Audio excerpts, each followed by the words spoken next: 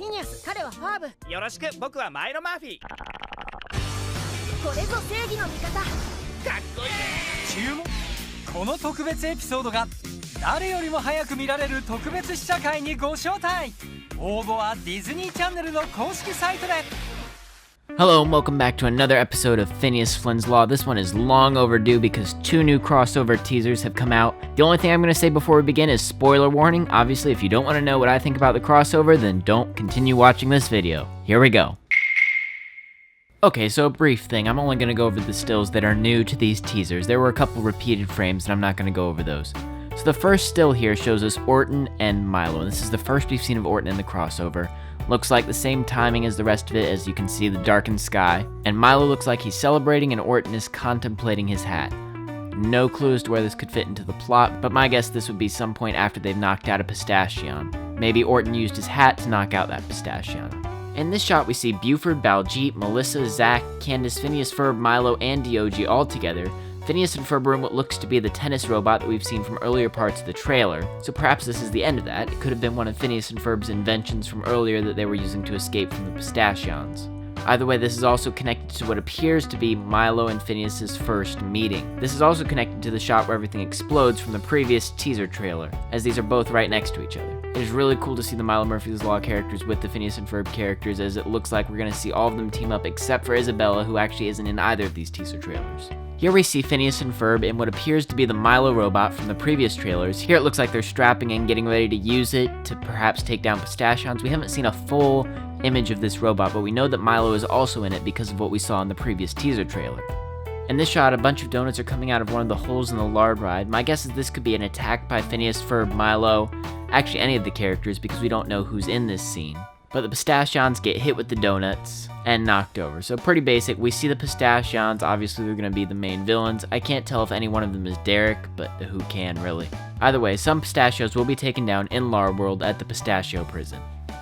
In this shot, you have Milo, again in Lard World, looking optimistic as usual. This could possibly be one of his inspirational speeches that he gives to the gang after they've perhaps been defeated by Pistachions. Interesting to note, in the back you have Grease Thunder as well as the donut hole toss, and this must be before the Pistachions are defeated because the roller coaster is still covered in green plants, and presumably that would disappear if the timeline had been changed. Now this next shot is interesting because most fan theories that I've heard have said that this is probably towards the end of the episode. And I would disagree because Isabella is not in this shot, and I feel like Dan and Swampy want to include her so she can meet the Milo Murphy's Law characters by the end of the episode. Obviously they're at Milo's house because this matches Milo's house that we've seen from before. The question is, what are they watching on the TV? Now I personally think that they're watching the Lost Dr. Zone Files episode that we saw Milo in previous episodes. I think that possibly Cavendish and Dakota went back in time, and their time changing is changing the episode of the Dr. Zone pilot, and they're cheering because they see them successfully changing it, and then all of a sudden, they don't fix it, they get captured in the past, and then they have to take action in the present to take down the Pistachions. Now we're on to the third teaser trailer. This shot looks like part of a montage where Phineas and Ferb are still in the warehouse from the note, where they're trying to figure out how to harness Murphy's Law as part of one of their contraptions. In fact, I could just put the Quirky Worky song behind both of these shots and you could already see how this would work out. Why is there a ping pong ball in the middle of the tennis balls? I have no idea. Now here's where things get interesting. Most of the shots from this upcoming scene look like they come from the beginning of the crossover, picking up right where Fungus Among Us left off. In this one you see Doof, he's meeting Diogi. Diogi looks happy to see Doof, but what's interesting is in the background, one of Doof's inventions, one of his floating vehicles with like a taco-shaped ray. Now this could be Doof's attempt at time travel, we're not quite sure. It's interesting, it's got a leather chair, so it's clearly designed for one person, probably himself. And you can see the sheet on the ground next to it, which means he just uncovered it to show it to somebody. Perhaps he invented it to show to Cavendish and Dakota. I'm not sure. It's just weird that you'll see this in another shot as well, the taco shape of it. I'm not quite sure what idea he's going for there. But clearly it's meant to be steered and flown just by the design of it. And this is a shot of Diogi happy to see Doof. Doesn't get much better than that. And all of a sudden Agent P comes in to interrupt Doof's meeting with Cavendish, Dakota, and Orton, and Milo, and Diogi. He breaks in through the roof, and then we cut to the next shot, which shows his landing. Everybody's looking at him. Milo looks scared, Diogi's surprised, Doof is like, really, you're interrupting me now? The rest of them are just kind of nervous, so my guess is we will get to see Dakota talk to Doof. That's inevitable, and I cannot wait to see if they throw in a fourth wall joke about how they sound similar. This is also the only other shot of Orton we get in either of these teasers. The machine is again right there to the side, but the cloth is not next to it, so perhaps the cloth comes in somewhere later, or it could be an animation error, not quite sure. In this shot, Milo, Diogi, and Perry are walking through clearly Milo's house because you see the picture of Mr. and Mrs. Murphy. And in the way the shot actually plays out, as Milo walks through, things start falling and breaking as they would, and Perry's trying to deal with it. This likely takes place with the small adventure that Milo, Diogi, and Agent P go on that we've seen in a lot of other shots, such as here, here, and here. But it'll be fun to see if Perry can tolerate Milo or if he gets more frustrated. Ah yes, and now we've arrived at the shot that the fandom has gone crazy over.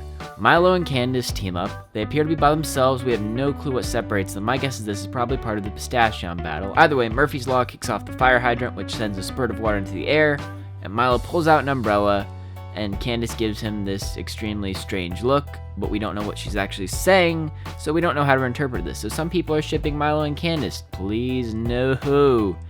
That does not need to happen. But it is interesting to see that we'll see this team up in the crossover. Also note that none of the Danville buildings are destroyed in this, so it could happen towards the end of the episode. Maybe not during a Pistachio attack, or it could be in the past, if you want to talk about the color grading, which is slightly more beige. Or I could just be looking way too hard into this.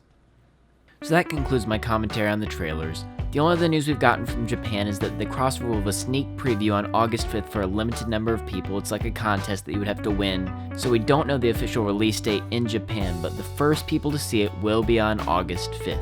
But as for the US release date, still nobody knows. Sorry again that it took so long for this video to come out. However, for my next video, I'm going to do something a bit different. I'm going to take everybody's predictions for the crossover and compile them into a video.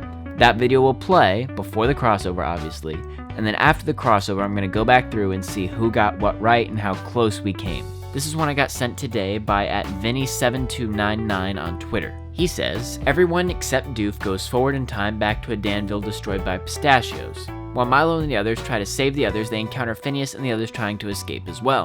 Phineas and Ferb go back to their house and study Murphy's Law using what they have available. Eventually, pistachios attack and a large battle for Danville's future occurs. After defeating the pistachios, they take the time machine and come back to a Danville saved from pistachios, with Dakota and Cavendish finishing their mission. Phineas and Milo become friends, launching a new season of Milo Murphy's Law, with Phineas and Ferb acting as side characters of cameos in future episodes.